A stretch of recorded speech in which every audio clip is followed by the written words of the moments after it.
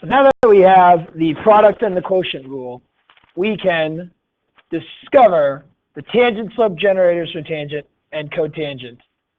Rewriting, using your derivative rules, you get that the tangent slope generator for tangent is secant squared. Tangent slope generator for cotangent is negative cosecant squared. I could do the same process to find the tangent slope generators of secant and cosecant. I'm not going to spend the time. I'm instead just going to tell you that if you went through the process, you would get the product of secant x tangent x is the tangent slope generator for secant. And for cosecant, you'd get negative cosecant x cotangent x. These, unfortunately, will need to be committed to memory. Along with, you might as well write them down, the tangent slope generators for sine and cosine.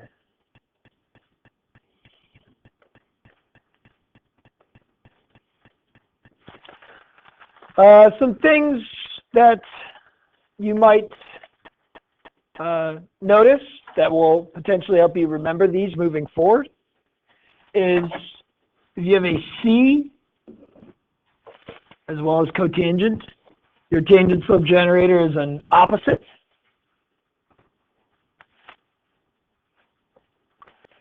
You see that for cosecant and cotangent, starts with a C. Its tangent slope generator starts with a C. Not the case for sine and cosine, unfortunately. But there are different ways to remember these tangent slope generators, and these will be expected to be memorized for you. For your quiz next class, I will provide them on the board for your quiz. So you don't have to stress for your quiz, but for your test, you'll see a couple problems utilizing them. Okay? Now that we have the tangent slope generators, we can develop, or we can find how quickly these functions are changing. You can find the instantaneous rate of change because we'll have their tangent slope generators. We will be able to find equations of tangent lines as well. So I just want to do these real quick, equations of tangent lines, because it's important to know how to take like the secant squared of a value. Sometimes students don't know what to do there. So here's the function. Here is the tangent slope generator, secant squared, like we wrote above. Okay? And our goal for our equations is y minus y1 equals m times x minus x1. For both of these equations, we know x is pi over 4. The slope will come from the tangent slope generator at pi over 4. The point will come from the function at pi over 4. The point of this one is easy. We know that the tangent of pi over 4 is 1. It's the sine over the cosine, the vertical divided by the horizontal. At pi over 4, they're the same. So that's important to remember, that this will be 1. All right, let's find the slope. Well, my tangent slope is secant squared x. My tangent slope at pi over 4 is the secant squared of pi over 4. What do I do here? This notation intimidates students, this squared being there. Don't let it intimidate you, because it is just quick, easy notation to write the secant of x quantity being squared without using parentheses. So secant squared x is the same as the secant of x quantity squared. The issue that we have if we do not use the parentheses is if we write secant x squared like that. When you read secant x squared, it is read the secant of x squared. Okay, that is different from the secant of x value being squared. So make sure we do not write the squared over the x, because then I'm assuming you're doing this. So the first two are equivalent, but it's not equivalent to the third one. Okay, Now, how do I calculate that? Well, we'll start by saying, okay, it's just the secant of pi over 4 quantity squared. Secant reciprocal of cosine.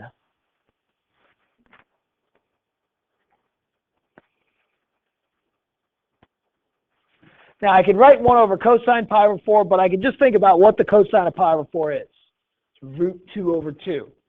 Flip it. That's the secant of pi over 4. 2 over root 2. Square that. Notice I'm not rationalizing because it's actually going to just give myself more work to do. When you square a fraction, you square the numerator and the denominator, you get 4 over 2, which is just 2. So my equation for my tangent to the function y equals tangent of x is y minus 1 equals 2 times x minus pi over 4. Let's do the same thing for cosecant. Why don't you guys see what happens here? I haven't done this one yet. It might be a little bit more difficult. Actually, I don't think it's that bad. First, I need to find the cosecant of pi over 4 as my y-coordinate. Cosecant reciprocal of sine. Sine of pi over 4 is root 2 over 2. So the cosecant of pi over 4 is 2 over root 2. Just leave it like that. Rationalizing, not super important in this class, but you do need to know how to do it. So I start with y minus 2 over root 2 equals my slope times x minus pi over 4. Now I just need to find the tangent slope. So I need to find the opposite of the cosecant of pi over 4 times the cotangent of pi over 4. Cotangent is the horizontal divided by the vertical. The cosine divided by the sine. That's just 1, 2. We already talked about what the cosecant of pi over 4 was. It's positive 2 over root 2. So this ends up just being simply negative 2 over root 2.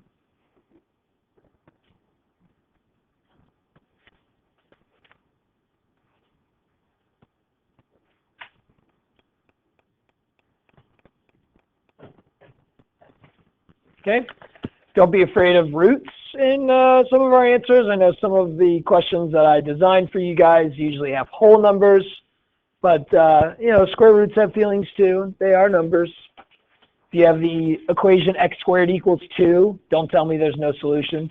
It'd be x equals plus or minus root 2. So just keeping that in mind. Okay, cool. Well, though it may seem silly now, in the future it'll be very important for analysis of functions. But for right now, we don't have to worry about the application so much. But what we will be doing is we will be taking derivatives of derivatives. This is what we call higher order derivatives. If I start with y equals f of x and take the derivative, to get y prime or dy dx equals f prime, we actually have a specific name for this. It's called the first derivative.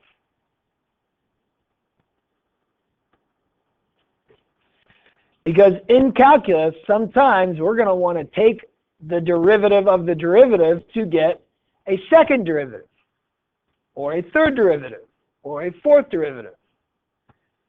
Most of the time, we will stop at the second derivative for analysis purposes, and we'll figure out the analysis we can have. Now, let's look at the notation. How did we get dy dx? Remember, we are taking the derivative with respect to x, or we're finding the instantaneous change of y with respect to the instantaneous change of x. That's the tangent slope. You think about multiplication. The d gets multiplied by the y. The dx gets multiplied by the 1. Watch what happens when I do that with this, dy dx. Now, on the right side, it's going to be easy. We're just going to add a tick mark to note the second derivative. Okay? But on the left side, thinking about multiplication, d times dy. The d multiplies by the d to give you d squared y. In the denominator, dx times dx would give me dx squared. Now it should be dx quantity squared. However, for notation purposes, they leave the square just over the x, though it should be the quantity dx squared. This, my friends, is the second derivative. It is the derivative of my first derivative. We will have to find second derivatives, and we will have to use second derivatives for analysis. If we kept going down to get the third derivative, we could use 3 tick marks, but usually after 2, you stop using tick marks and you use numbers. So this would be, sorry, this should be, I'm really, really sorry, this is wrong. This should be d cubed, dx cubed. Third derivative, d times d squared, d cubed. Okay, you could use 3 tick marks. You will see 3 tick marks, but we will also see just the number, and this represents the third derivative. And I can, instead of the number, just put n for the nth derivative.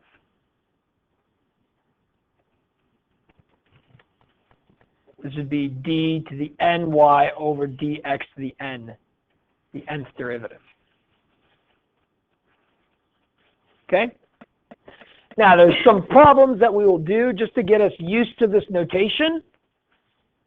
All you need to know is that there's no fancy way to produce like a third derivative from a original function. You just have to take the derivative of the derivative of the derivative. Okay? We'll do a couple like that. Let's first read this question. It says, given dy dx equals this, what is d cubed y over dx cubed? What you should be thinking is that, oh, I'm given the first derivative. I need to find the third derivative. Take the derivative 2 more times to take the first derivative and turn it into the third derivative. Okay?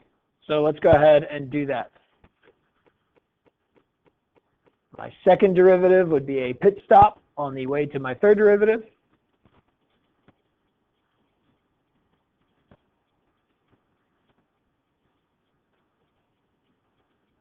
My third derivative, the derivative of my second derivative.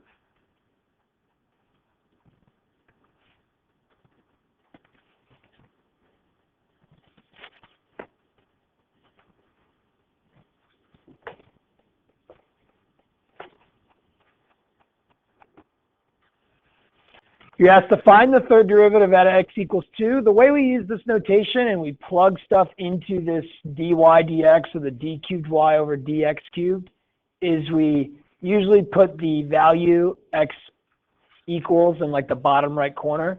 That's just signifying I'm plugging in 2 into my third derivative. Get 12 times 2 squared is 4, minus 18 times 2. That's 48 minus 36, which is 12.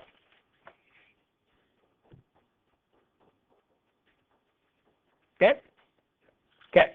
I give you f. I ask you for f double prime. When you see the 2 tick marks, you either think, oh, that's the second derivative of f. We also will call this f double prime.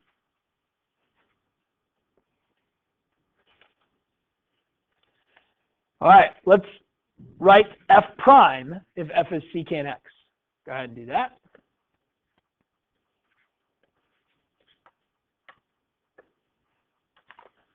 Look back at your notes. What is the tangent slope generator for secant x?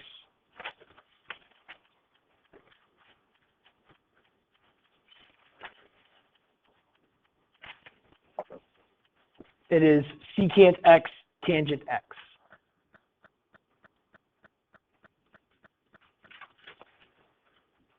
Here's where students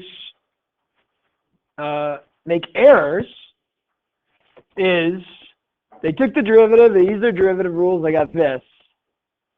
But then they don't realize that when they're taking the derivative of this, that this is a product.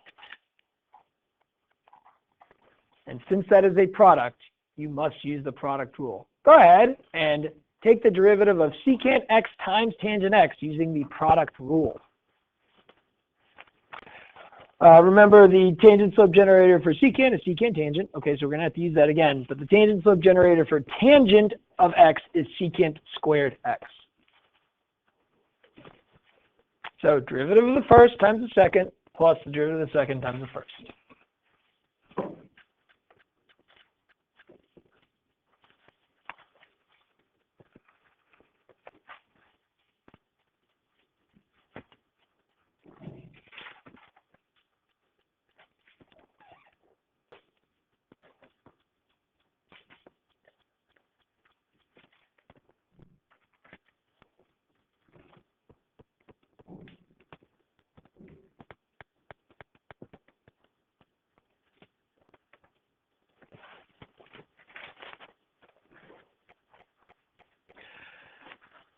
Some simple simplification that can be done is multiplying your tangents together. Tangent x times tangent x is tangent x squared or tangent squared x. They are the same. Secant squared x times secant x, secant cubed x, or secant of x quantity being cubed. Okay, that'd be expected of you. Maybe if you wanted, it's not hard to do, we can factor out a secant. Now, what I'll tell you is that if you look like in your book, the online textbook, which is available in my calendar for some extra problems, if you happen to look at problems like this, you will see them doing crazy simplification using trig identities. You will not have to worry about that. So just go off of my video, my key for the extent of the simplifications you need. If you have a tutor or something and they start doing crazy things, just be like, we don't have to do that. Stop doing that. You're confusing me. Okay? Just stop right here. This is fine. Great. Okay. I meant to make this negative x cubed plus 12x squared. So please put a square in this. Here's where the need for derivatives and derivatives of derivatives come into play. And this is going to blow some of your minds. But read the question carefully and see if you and your neighbors can discuss what you would have to do to answer this question.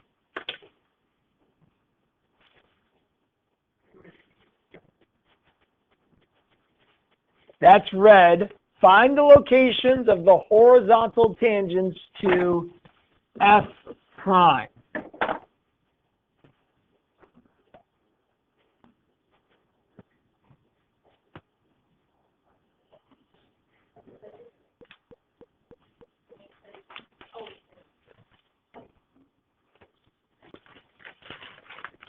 Come on, discuss.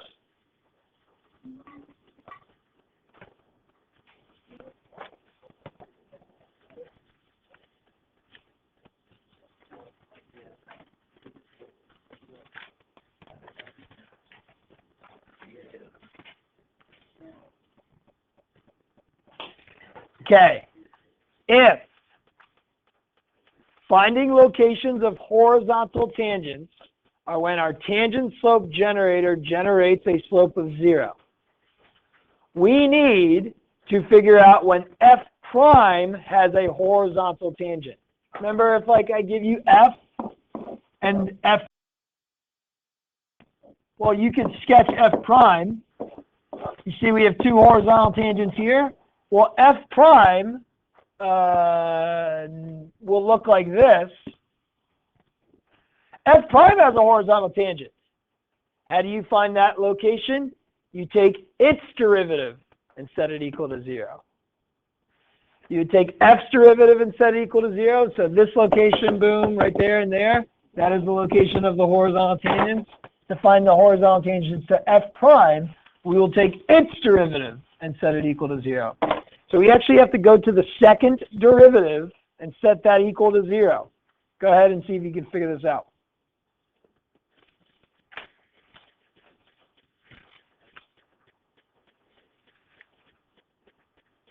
Make sure you rewrite it as 12x squared. If it is just, and I don't know why it's for x is greater than 0. Don't worry about this x is greater than 0 bit. Get rid of that. I feel like I rewrote this from a previous type of question.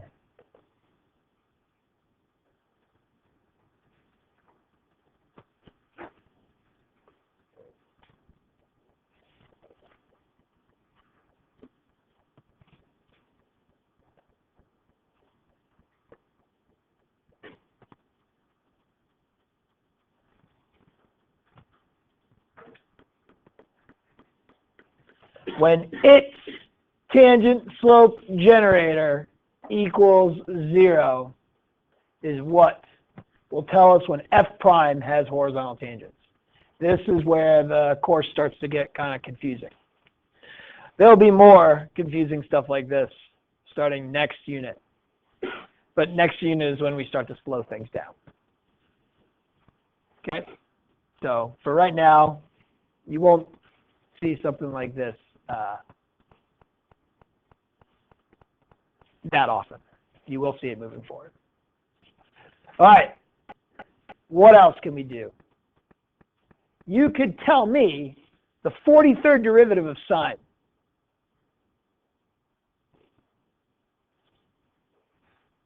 All right, start taking derivatives. And then what you'll notice is that you don't have to take 43 derivatives. Let's see if you can figure this out. Once you have a aha, eureka moment, tell your neighbor. Go ahead.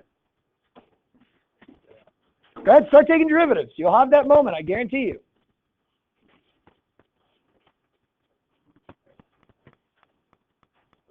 Start taking derivatives. What's the first derivative? Cosine. Okay, good start. Only 42 more.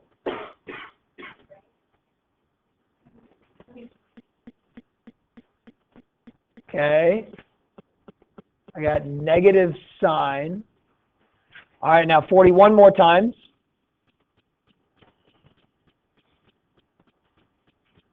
Keep going. Who gets the eureka moment? Ms. Calgary, what's the eureka moment?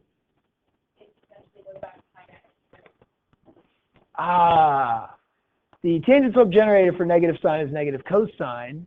The fourth derivative of sine is sine. Huh. So that means the eighth derivative will go back to sine. Do I have to keep taking the derivative? No. Every fourth derivative will end up being sine of x. Okay, with your neighbors, discuss. What's the 40th?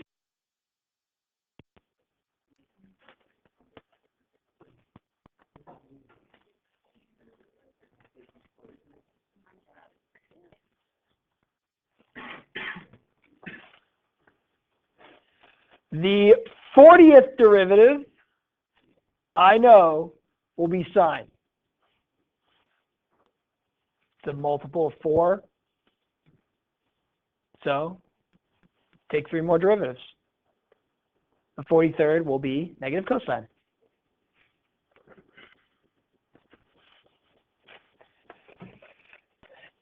If, and only if, you have a positive integer and you start taking derivatives, what will you eventually get to? If you keep taking the derivative of x squared becomes 2x, becomes 2, becomes 0. If you keep taking derivatives of positive degreed whole numbered polynomials, you will eventually work your way down to 0. I'm not going to use the notation after this because it's just going to be annoying. First derivative, second derivative, third derivative, fourth derivative, fifth derivative, sixth derivative. See that? It only works out when you have a positive whole number. If it was a negative number, then it'd become more negative. If it was a fraction, it would never hit 0. It would just go from like 1/2 to -1/2 to -3/2, et cetera, et cetera. So just interesting stuff there. Cool. Moving on. Please change this x equals 2 to x equals 0. That was my bad. We will have little tricky kind of derivative rules problems. We'll call them table problems. You can think of them as tricky derivative rule problems.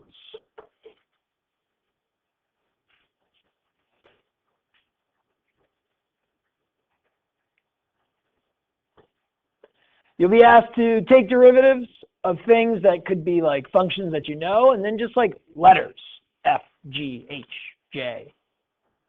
But you're asked to take the derivative and find the derivative of x equals 0. Well, the derivative of tangent x is secant squared x, right? The derivative of g, just g prime. This is my tangent subgenerator. All we need to do now is find this at 0. So we plug in 0. We have secant squared of 0 plus g prime of 0. For these situations, if you have a mix of things that like you know the tangent subgenerator to, not just letters like G or F or H, well, I know what the secant squared of 0 is. Discuss with your neighbors, what is the secant squared of 0? Figure it out. You all need to know how to do this.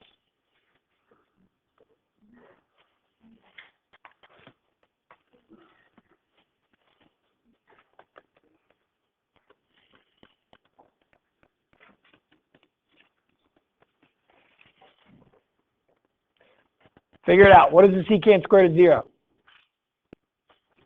1. Cosine of 0 is 1. It's 1 over 1 squared, 1. Okay, great.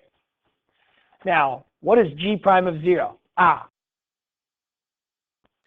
When x is 0, g prime at 0 is -4.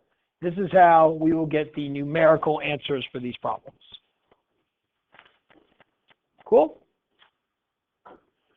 Great. Then we look at the next problem over here on the right.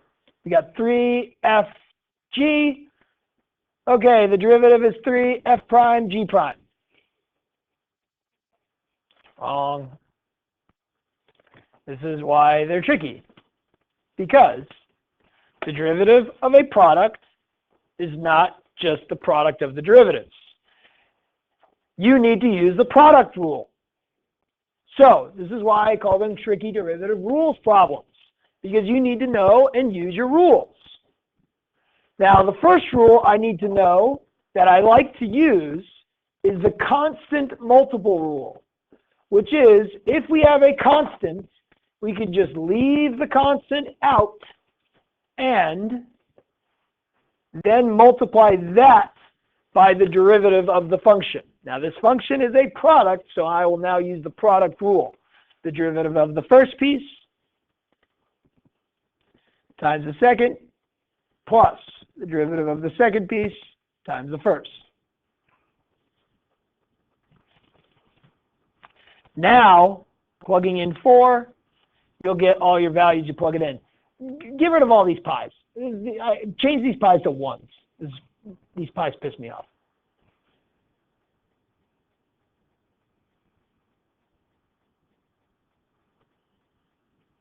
Okay, so those are all 1s. Here we go.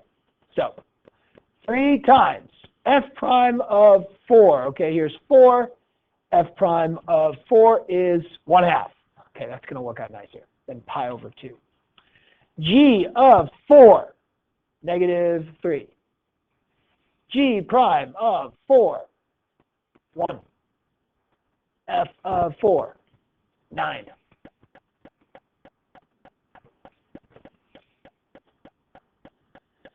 -3 halves plus 9. That's 18 halves plus -3 halves. So 15 halves times 3. 45 halves.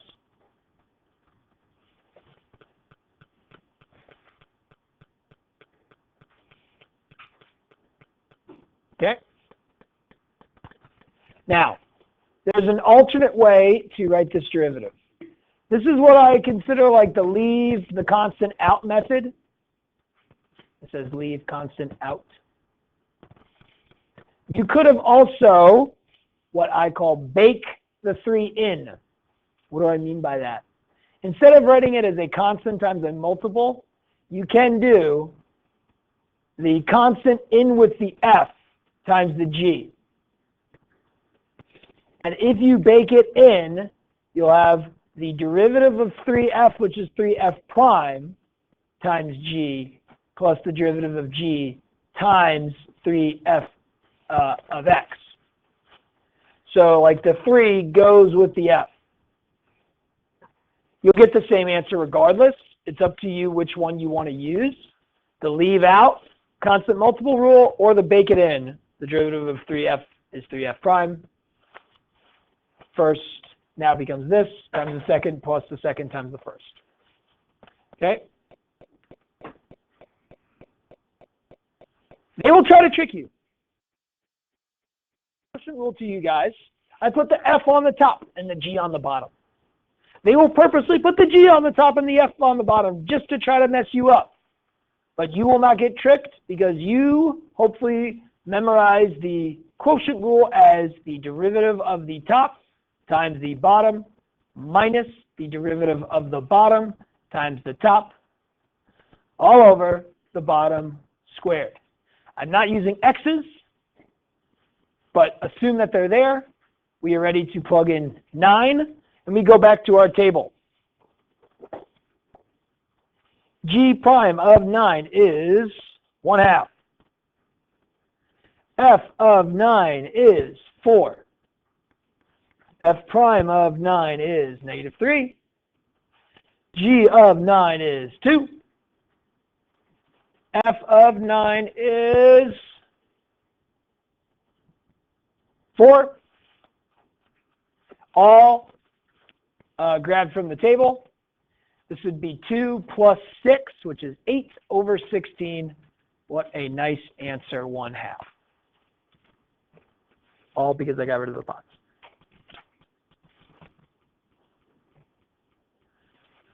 Write down the derivative of x, f of x. Check with your neighbor, see if they got the same thing that you got. Yes, good.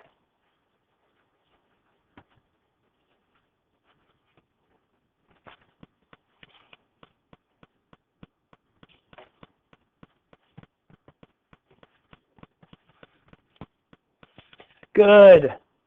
Good. Most, if not all of you, are all over this, but some of us are still making mistakes. This is tricky derivative rules problems. This, my friends, is a product. It is not a constant times a function. It is a product of two functions. We must use the product rule. Now that we know we have to use the product rule, write the derivative. Derivative of the x is 1 times the second plus the derivative of the second is just f prime times the first. Plug in 2. Find the values, please plug it in. Make sure we know how to read this table.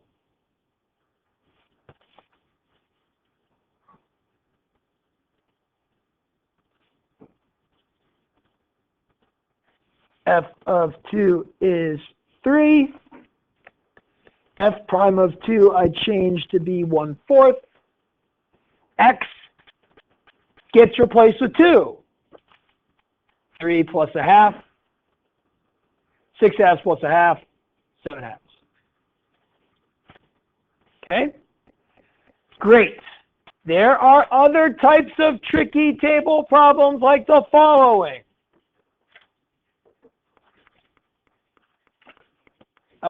Please, for this one, put a 2 here and put a 3 here. For this one on the bottom. But the one on the top we'll talk about. We are not given a table anymore.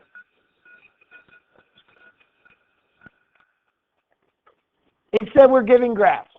Since we're given graphs, we will have to get the information that was on a table from our graphs. Stick around just for this like next couple of seconds, guys. Trust me, you're gonna like this. We're pretty much done. I want to try to find p prime of 4. Let's find p prime. Remember, constant can be left out. I like to do that. F prime g plus g prime f. Okay, now here's the difference. When finding the values, I can't just look at a table.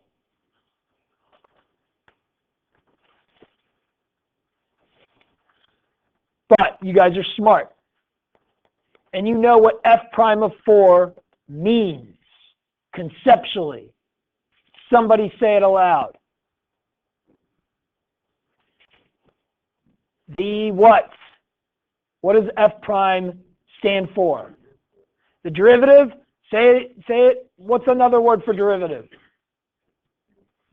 Everybody should be shouting this out. Yeah, instantaneous rate of change. What's another word for instantaneous rate of change?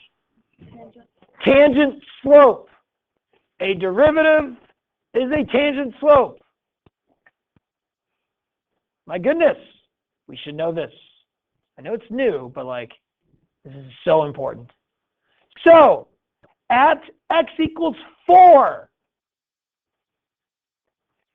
the tangent slope of f can be calculated because this is just a line segment. Rise over run. Down 1 over 1. Down 1 over run. Negative 1. G of 4. Oh, it's a horizontal line. 0. Sorry, G prime of 4. Now, G of 4 and F of 4 are the function values on F and on G at 4. The y coordinates on F and on G at 4. G of 4 is 3. F of 4 is 7. We must be able to get those values from a graph.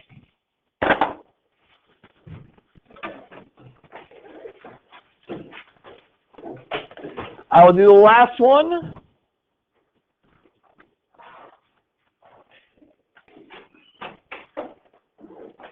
Again, I did not have to leave the 2 out. If I baked it in, it wouldn't have been that tough. But with a situation like this, where I have the 2 and the 3 in front of things, if I bake in the 2 and the 3, it's going to make my calculations very complicated because I'll have all of these 2s and 3s kind of all over the place. Instead, please, pull out the 2/3 as a constant because 2/3 times x squared over g of x is the same as 2x squared over 3g of x. Then use the constant multiple rule when you're taking the derivative. Don't forget to use your rules though. The derivative of q prime, is not 2x over g prime. You got the 2/3, don't forget about it, but it's the derivative of the top times the bottom. We are using the quotient rule minus the derivative of the bottom times the top all over the bottom squared.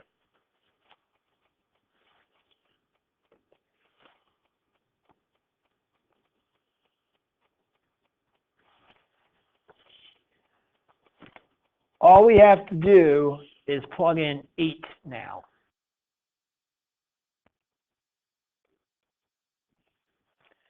I'm going to quickly, since I just have g, find the 2 values I need. G of 8 is 2. G prime of 8, I'm going down 1 over 2. Down 1 over 2 is negative 1/2. All right, so I got, plugging in 8.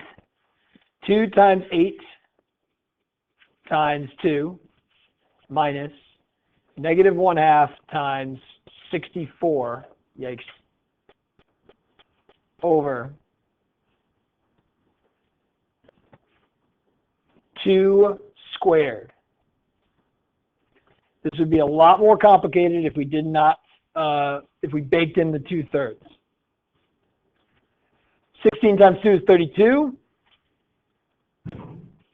plus half of 64 is also 32, over 4. This is 64 over 4. I don't think that simplifies to a whole number. That's 32 over 2, that's 16. What am I, crazy? 16. 2/3 times 16. 32 thirds.